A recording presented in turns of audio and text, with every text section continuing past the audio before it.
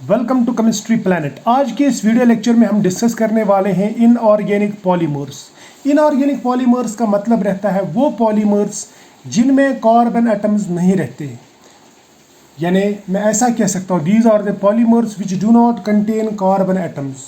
और inorganic polymers दो type के रहते हैं, एक रहता है होमोचेन इनऑर्गेनिक पॉलीमर्स और दूसरा रहता है हेटेरोचेन इनऑर्गेनिक पॉलीमर्स। होमोचेन इनऑर्गेनिक पॉलीमर्स का मतलब क्या होता है और ये किन पॉलीमर्स को हम कहते हैं? ये ऐसे इनऑर्गेनिक पॉलीमर्स हैं जिनकी बैकबोन में सिर्फ एक ही टाइप के एटम्स रहती हैं, या मैं ये कह सकता हूँ these are the polymers whose backbone is formed by only one type of atoms. For example polysilane में SiH2 SiH2 SiH2 SiH2 इस तरह की एक चेन बनती है, और ये जो बैकबोन रहता है ये सिर्फ सिलिकॉन का बना रहता है, एक ही टाइप के एटम्स, इसमें कोई कार्बन नहीं है, इनऑर्गेनिक है। और दूसरी बात, इसमें एक ही टाइप के एटम्स हैं इस बैकबोन में, तो we can say it is homochain inorganic polymer. इसी तरह से पॉलीजर्मेन्स, जिसमें जर्मेनियम के साथ 2 हाइड्रोजन पर यूनिट रहते हैं और जर्मेनियम का बैकबोन रहता है, जैसे GH2 इसमें जर्मेनियम बैकबोन है और कोई भी दूसरा एटम नहीं है, so it is homochain inorganic polymer. ये सिलिकॉन ले लो या जर्मेनियम ले लो, ये ग्रुप 14 एलिमेंट्स हैं, और ये जो पॉलीमर्स बनाते हैं पॉलीसिलेन या पॉलीजर्मेन, ये पॉलीइन्स की तरह रहती है, जैसे पॉलीइथाइलीन। और ग्रुप 14 का मतलब रहता है कार्बन फैमिली, जिसमें सिलिकॉन, जर्मेनियम, टिन और लेड रहता है। अब अगर ग्रुप 15 एलिमेंट्स की बात की जाए, ग्रुप 15 में नाइट्रोजन, फास्फोरस, आर्सेनिक, एंटीमनी और बिस्मथ रहता है। लेकिन ये जो ग्रुप 15 एलिमेंट्स रहते हैं ये अक्सर लो मॉलिक्यूलर वेट कंपाउंड्स बनाते हैं, जिनको अगर हम हीट करेंगे तो वो पॉलीमर में कन्वर्ट हो जाते हैं। एग्जाम्पल के तौर पे हम फास्फोरस लेंगे, फास्फोरस P4 यूनिट बनाता है, यानी white phosphorus low molecular weight compound है। इसको अगर आप हीट करेंगे 500 डिग्री सेल्सियस पे, तो वाइट फास्फोरस जो है ये रेड फास्फोरस में कन्वर्ट हो जाता है, और यहाँ पे ये बॉन्ड ब्रेक होके एक लंबी चेन बनती है जिसमें P4 यूनिट्स रहते हैं, P4 यूनिट और सो ऑन।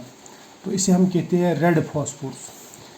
लेकिन अगर हम इसी वाइट फास्फोरस को 200 डिग्री सेल्सियस पे और 1200 एटमॉस्फेयर पे हीट करेंगे, तो सो n number of P4 units यानी वाइट फास्फोरस यूनिट्स मिलके एक ग्रेफाइट टाइप एक पॉलीमर बनाता है, जिसे हम कहते हैं ब्लैक फास्फोरस, जिसमें ऐसे 6 मेंबर्ड रिंग्स बनती है, जैसे यहाँ पे P और फिर हर एक फास्फोरस जो है यहाँ पे ये इस हेक्सागन का कॉर्नर बनाता है, यहाँ पे भी फास्फोरस है, तो एक शीट लाइक स्ट्रक्चर बनता है, या मैं बोलूँगा ग्रेफाइट लाइक स्ट्रक्चर, जिसे हम कहते हैं ब्लैक फास्फोरस। अब इसके बाद में बारी आती है दूसरा एक जो एलिमेंट है वो है आर्सेनिक, ग्रुप 15 एलिमेंट। तो आर्सेनिक भी ग्रुप 15 एलिमेंट है। अगर आप आर्सेनिक को लो टेम्परेचर पे हीट करोगे तो वो एक अमॉर्फस पॉलीमर बनाता है, जबकि अगर आप इसको हाई टेम्परेचर पे हीट करोगे तो वो क्रिस्टलाइन पॉलीमर बनाता है। तो ये भी पॉलीमर्स ही बनाते हैं फास्फोरस की तरह। अब एंटीमनी की बात करेंगे, यानी आर्सेनिक के बाद में जो ग्रुप 15 एलिमेंट आता है वो है एंटीमनी। एंटीमनी भी इसी तरह से ग्रेफाइट लाइक स्ट्रक्चर्स बनाता है या पॉलीमर्स बनाता है, जिस तरह आर्सेनिक या फास्फोरस बनाता है। ठीक है, अब इसके बाद में एग्जांपल्स लेंगे हम ग्रुप 16 एलिमेंट्स की। ग्रुप 16 में हमारे पास में जो 2 अहम एलिमेंट हैं, जो 2 मेन एलिमेंट्स हैं, वो है सल्फ़र और सेलेनियम। सल्फ़र और सेलेनियम जो हैं ये भी पॉलीमर्स बनाते हैं, होमोचेन इनऑर्गेनिक पॉलीमर्स। लेकिन इनकी जो होमोचेन इनऑर्गेनिक पॉलीमर्स जो बनते हैं वो रहते हैं ऐसे लीनियर चेन पॉलीमर्स, या मैं बोलूँगा लीनियर होमोचेन पॉलीमर्स। जैसे सल्फ़र जो रहता है ये S8 यूनिट रहता है, S8 यूनिट, और ये S8 यूनिट ऐसे क्राउन शेप रहता है, या हम इसको राम्बोहाइड्रिक सल्फर भी कहते हैं। इसको अगर आप हीट करेंगे तो ये एक इस तरह से लीनियर पॉलीमर बनाता है, sulphur sulphur sulphur sulphur and so on, ठीक है, एक लंबी चेन बनाता है लीनियर सल्फर की चेन। तो ये भी कहलाता है होमो चेन इनऑर्गेनिक पॉलीमर। अब आती है बारी हेटेरो चेन इनऑर्गेनिक पॉलीमर्स किन को कहते हैं। हेटेरो चेन इनऑर्गेनिक पॉलीमर्स उन इनऑर्गेनिक पॉलीमर्स को कहते हैं जिनकी बैकबोन में मोर than one type of atoms रहते हैं। एक एग्जांपल बताता हूँ मैं बोरान की। बोरान जो है ये हेटेरो चेन इनऑर्गेनिक पॉलीमर्स बनाता है। For example boron hydride. तो बोरान हाइड्राइड यहाँ पे देखो, ये जो बैकबोन है इसमें बोरान है और हाइड्रोजन हाइड्रोजन, फिर बोरान, फिर हाइड्रोजन हाइड्रोजन, फिर बोरान, फिर hydrogen hydrogen and so on. So यहाँ पे ये भी पॉलीमर बनाता है, लेकिन इसकी बैकबोन में सिर्फ बोरान नहीं बल्कि हाइड्रोजन भी रहते हैं। So we can call it as hetero chain inorganic polymer. इसी तरह से और एक पॉलीमर है बोरान का, वो है बोरान नाइट्राइड। ये भी ग्राफीन लाइक है, तो यानी ऐसा शीट स्ट्रक्चर बनाता है ये, जिसमें हेक्सागन्स बनते हैं, लेकिन हेक्सागन के जो कॉर्नर्स हैं उस पर अल्टरनेटली बोरान और नाइट्रोजन रहते हैं। तो इसे हम कह सकते हैं बोरान नाइट्राइड। ये भी एक ग्राफीन लाइक स्ट्रक्चर है, लेकिन ये जो स्ट्रक्चर, ये जो पॉलीमर बन गया, इसमें बैकबोन में एक ही टाइप के एटम्स नहीं है, इसमें more than one type of atoms है। जैसे बोरान है, फिर नाइट्रोजन, फिर बोरान, फिर nitrogen. So we can call it hetero chain inorganic polymer. सिर्फ बोरान ही नहीं, silicon different types of polymers बनाता है, hetero chain polymers. For example silica जो हमारे पास में SiO2 यानी सिलिकॉन डाइऑक्साइड जिसे हम कहते हैं। सिलिकॉन डाइऑक्साइड एक्चुअली ऐसा रहता है, सिलिकॉन ऑक्सीजन ऐसा एक नेटवर्क बनता है, ठीक है। तो ये जो पॉलीमर है, ये जो नेटवर्क पॉलीमर है, ये actually hetero chain inorganic polymer है।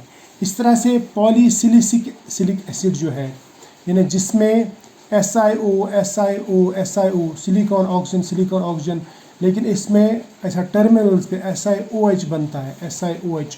इसकी वजह से इसमें ये जो है ये एसिडिक हो जाता है, इसीलिए हम इसको पॉलीसिलिक एसिड कहते हैं। और पॉलीसिलिक एसिड जो रहता है ये भी हेटेरो चेन इनऑर्गेनिक पॉलीमर है। इसके अलावा जो एल्यूमिनस सिलिकेट्स रहते हैं, जैसे क्लेज, कॉलिन, मोंटमोरियलाइट, या इसी तरह से एस्बेस्टोस या टॉक वगैरह जो रहते हैं, ये भी पॉलीमर्स, इनऑर्गेनिक पॉलीमर्स, लेकिन इनको भी हम होमो चेन नहीं बल्कि हेटेरो चेन इनऑर्गेनिक पॉलीमर्स कहते हैं। तो ये बात हमेशा याद रखना। इस तरह से अगर हम फास्फोरस की बात करेंगे, फास्फोरस बनाता है पॉलीफॉस्फोरिक एसिड, जिसमें POOH, फिर ऑक्सीजन, फिर POOH, फिर ऑक्सीजन, फिर POH। तो ये P डबल बॉन्ड OH है यहाँ पे। तो ये जो है ये कहलाता है पॉलीफॉस्फोरिक एसिड। इस तरह से पॉलीफॉस्फेट्स जो रहते हैं, पॉलीफॉस्फेट्स यानी अगर हम OH की जगह मिथाइल ग्रुप या कोई भी अल्काइल ग्रुप लगाएंगे तो ये कहलाएगा पॉलीफॉस्फेट। तो पॉलीफॉस्फोरिक एसिड हो या पॉलीफॉस्फेट हो, दोनों हेटेरो चेन इनऑर्गेनिक पॉलीमर है, क्योंकि इसमें जो बैकबोन है वो सिर्फ फास्फोरस का नहीं बल्कि फास्फोरस और ऑक्सीजन का बना हुआ रहता है, इसलिए हम इसको कहते हैं हेटेरो चेन इनऑर्गेनिक पॉलीमर। अब इस तरह से फास्फोरस का और एक है नाइट्राइल क्लोराइड, यानी PCl2 फिर N, फिर PCl2 फिर N, फिर PCl2 फिर N। तो ये जो पॉलीमर है it is also hetero chain inorganic polymer. इसके अलावा जो आर्सेनेट्स हैं, पॉलीआर्सेनेट्स या पॉलीस्टिग्नेट्स, तो ये भी हम कह सकते हैं कि these are inorganic polymers but hetero chain inorganic polymers. तो ये थे कुछ इनऑर्गेनिक पॉलीमर्स। सल्फ़र भी इसी तरह से बनाता है कुछ इनऑर्गेनिक पॉलीमर्स, या बाकी जो एलिमेंट्स है वो भी बना सकते हैं, लेकिन ये कुछ इंपॉर्टेंट इनऑर्गेनिक पॉलीमर्स थे जिनमें हमने होमो चेन और हेटेरो चेन इनऑर्गेनिक पॉलीमर्स को अलग अलग डिस्कस किया। आई होप जो मैंने ये वीडियो लेक्चर बनाया है बहुत ही शॉर्ट बनाया है, लेकिन मुझे उम्मीद है कि आप लोगों को ये समझ में आया होगा। अगर अच्छा लगा तो लाइक ज़रूर करना और दोस्तों के साथ में शेयर भी करना। तो मिलते हैं नेक्स्ट वीडियो में, तब तक के लिए फ़िलहाल बाय।